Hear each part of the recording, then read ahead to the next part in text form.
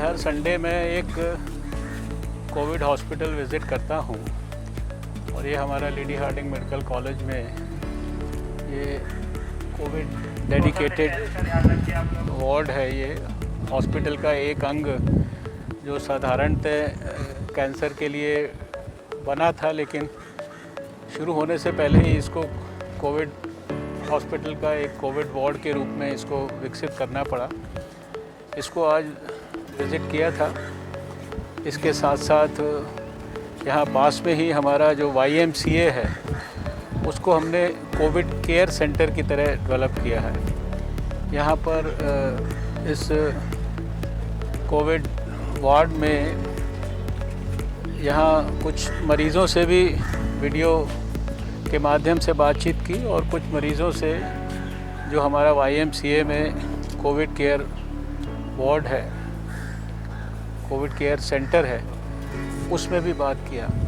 यहाँ थोड़ा सा मुझे तकलीफ़ हुई कि 18 हमारे हेल्थ केयर वर्कर जो है यहाँ पर प्रभावित हो गए हैं किसी न किसी रूप में। 7 डॉक्टर्स और 7 नर्सेज और 4 पैरामेडिक्स, बाकी सब यहाँ पर अच्छी व्यवस्थाएं की गई हैं। फीवर की क्लिनिक को भी मैंने देखा है, इमरजेंसी में जहाँ कोविड के मरीज़ों को रिसीव किया जाता है वो सब भी देखा है। और जो अस्पताल ने व्यवस्थाएं की हैं डेली ब्रेनस्टॉर्मिंग करने की, डेली जो पेशेंट्स हैं उनके बारे में, इन्फेक्शन कंट्रोल के बारे में, कोई अगर अनफॉर्चुनेट डेथ होती है उसके ऑडिट के बारे में, सारी चीज़ों को एनालाइज़ करने की दृष्टि से लगातार व्हाट्सएप के माध्यम से, चिंतन करने के माध्यम से ये सारी चीज़ों का भी बहुत गहराई से अध्ययन किया है। अभी मुझे खुशी है कि सभी हमारे हेल्थ वर्कर्स, डॉक्टर्स, नर्सेज, सभी की स्पिरिट्स बहुत हाई हैं। वरना मुझे चिंता थी कि जहाँ जिस अस्पताल में 18 हेल्थ केयर वर्कर्स हमारे प्रभावित हुए हैं वहाँ शायद लोग डिमोरलाइज्ड होंगे, परेशानी में होंगे। लेकिन खुशी की बात है कि सभी हमारे डॉक्टर्स, नर्सेज और साथियों का जो स्पिरिट है वो बहुत हाई है। दुर्भाग्य से सारे समाज में ये एक प्रकार से कोविड के प्रभावित मरीज़ों के लिए भी और अनफॉर्चुनेटली डॉक्टर्स और पैरामेडिक्स के लिए भी जो एक स्टिग्मा जो चल रहा है और लोग जानकारी के अभाव में उनसे भयभीत रहते हैं और उनके साथ जाने अनजाने में दुर्व्यवहार करते हैं। हमें लगता है कि समाज को इसको आंदोलन के रूप में ठीक करने की आवश्यकता है। आज तो आप जानते हैं कि इंडियन एयर फोर्स ने भी जो है इन सब हमारे कोरोना वॉरियर्स के सम्मान में जो है उनका आकाश से अभिनंदन किया है। उसके लिए मैं इंडियन एयर फोर्स का भी धन्यवाद करना चाहता हूँ। देश में हम जानते हैं कि दिन प्रतिदिन कोरोना के ख़िलाफ़ लड़ाई में हमारी परिस्थिति बेहतर होती जा रही है। आज 10,000 से ज़्यादा हमारे कोरोना से प्रभावित जो अस्पतालों में मरीज़ भर्ती हुए थे वो छुट्टी होकर खुशी खुशी घर जा चुके हैं, और जो अस्पतालों में भर्ती हैं उसमें भी मेजॉरिटी जो मरीज़ हैं वो ऑन रोड टू रिकवरी हैं, और वो जो है एक प्रकार से आने वाले समय में घर वापस जाने वाले हैं। दिन प्रतिदिन आप देखते हैं कि हर संडे में आपके साथ जब डाटा शेयर करता हूं तो पिछले संडे से जो है हम हर तरीके से अगले संडे को बेहतर होते हैं। पिछले 14 दिनों में अगर हमारा डबलिंग रेट 10.5 था तो पिछले 7 दिनों में 11.7 हो गया, और आज सुबह जो है एनालिसिस मैंने देखा तो वो 12 के करीब था। हमारा जो मोर्टेलिटी रेट है, दुर्भाग्य से होनी तो एक भी मौत नहीं चाहिए, लेकिन फिर भी दुनिया में सबसे कम 3.2 हमारा मोर्टेलिटी रेट है। और सबसे बड़ी खुशी की बात यह है कि जो एक लैब से हमने अपनी यात्रा शुरू की थी टेस्टिंग की जनवरी के महीने में, आज सरकारी 310 लैब और 111 प्राइवेट लैब ये देश में हम विकसित कर चुके हैं। कल हमने 1 मिलियन टेस्ट यानी 10 लाख टेस्ट जो है इसके आंकड़े को पार करा देश में, और खाली एक अकेले दिन के अंदर लगभग 74,000 के करीब हमने टेस्ट किए। ये अपने आप में एक भारी सफलता है। जिस देश में पीपीई और N95 मास्क जो है बाहर से इंपोर्ट करना पड़ता था, आज एक दिन में हम 2 लाख से ज़्यादा PPEs जो है वो भारत में बना रहे हैं। कल हमने 2 लाख से ज़्यादा PPE जो है वो रिसीव किए मैन्युफैक्चर होने के बाद भारत में, और उनको सारे देश को डिस्ट्रीब्यूट किया। 50 लाख से ज़्यादा N95 मास्क हम देश को बांट चुके हैं। 20 लाख से ज़्यादा PPE किट्स हम देश को बांट चुके हैं। और जो हाइड्रोक्सी क्लोरोक्विन जैसी दवाई है, पैरासीटामोल जैसी दवाइयाँ हैं, ये दुनिया के 99 देशों को हमने सप्लाई की है।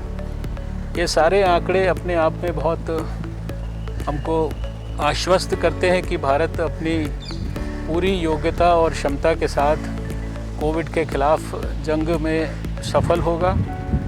वैसे तो हमें उम्मीद नहीं कि कोई विषम और भयंकर परिस्थिति आएगी, लेकिन अगर ऐसी कोई भयंकर से भयंकर परिस्थिति भी आएगी तो उसके लिए देश में 2.5 लाख से ज़्यादा जो बेड्स हैं आइसोलेशन के और आईसीयू के, ये हमने अपने कोविड के डेडिकेटेड हॉस्पिटल्स और जो कोविड के केयर सेंटर्स हैं, इन सब स्थानों पर कोविड की जो हेल्थ फैसिलिटीज़ हैं, हेल्थ सेंटर्स, उन पर, और इसके अलावा कोविड केयर सेंटर्स तो अलग हैं। यानी हर तरीके से हमारी सब प्रकार की तैयारियां हैं।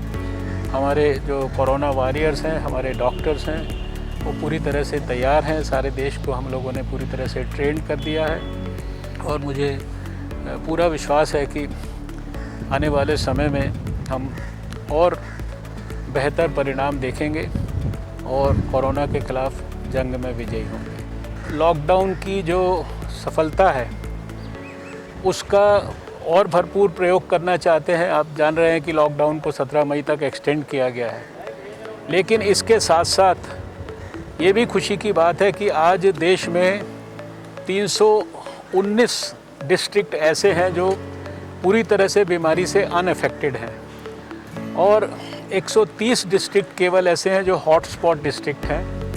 284 डिस्ट्रिक्ट ऐसे हैं जो नॉन हॉटस्पॉट डिस्ट्रिक्ट हैं, जहां मामूली केसेस हैं। और हमने सारे देश को, चूँकि हमें पता है कि हमारा दुश्मन कहाँ कहाँ है, हमने उसको रेड जोन, ग्रीन जोन और ऑरेंज जोन के अंदर डिवाइड कर दिया है। इसलिए आप देख रहे हैं कि जो लॉकडाउन के अंदर भी अलग अलग जोन्स के लिए लोगों के लिए अलग अलग तरह की जो सहूलियत है, किस तरह से हमको एक प्रकार से धीरे धीरे लोगों के लिए सहूलियत को खोलना है, वो सारी प्रक्रिया भी शुरू की गई है।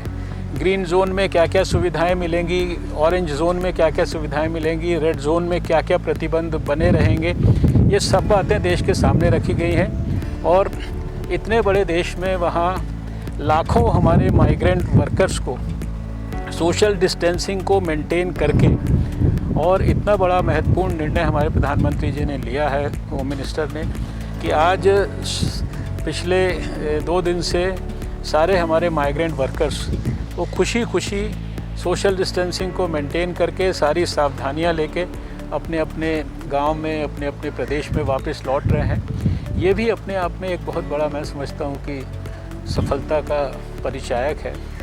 और हमें लगता है कि धीरे धीरे हम आने वाले सप्ताह जो आएंगे उसमें ये सारी चीज़ें धीरे धीरे नॉर्मलसी की तरफ बढ़ेंगी।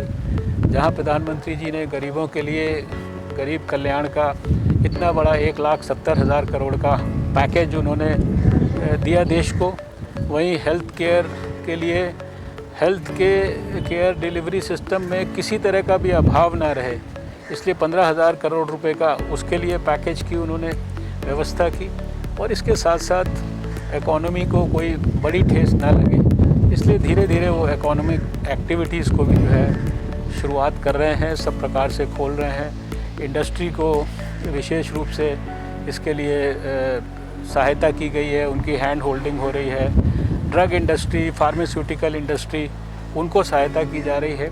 तो बहुत विस्तृत प्लानिंग करके और देश को दोबारा से नॉर्मल लाने के लिए सब प्रकार के प्रयास हो रहे हैं। हमें खुशी है कि भारत ने शायद दुनिया में सबसे बेहतरीन प्रदर्शन किया है, और इसको खाली हम नहीं कह रहे हैं, इसको सारी दुनिया भी कह रही है और विश्व स्वास्थ्य संगठन भी कह रहा है। देश के लोगों से मेरी अपील है कि जिस प्रकार से उन्होंने सोशल डिस्टेंसिंग के नॉर्म्स को और लॉकडाउन की गाइडलाइंस को गंभीरता से पालन किया है, जो छोटी छोटी बातें उनको बताई गई हैं, हैंड हाइजीन के बारे में, रेस्पिरेटरी एटिकेट्स के बारे में, जिस तरह से उन सब चीज़ों को फॉलो किया है, उसी तरीके से अभी एक और सिर्फ चैलेंज है कि ये जो स्टिग्मा का इशू आया है मरीज़ों के ख़िलाफ़ और मेडिकल प्रोफेशनल्स के ख़िलाफ़, इसके ऊपर भी जो है हमारे समाज के लोग गंभीरता से ख्याल करें और देश में वातावरण को किसी भी प्रकार से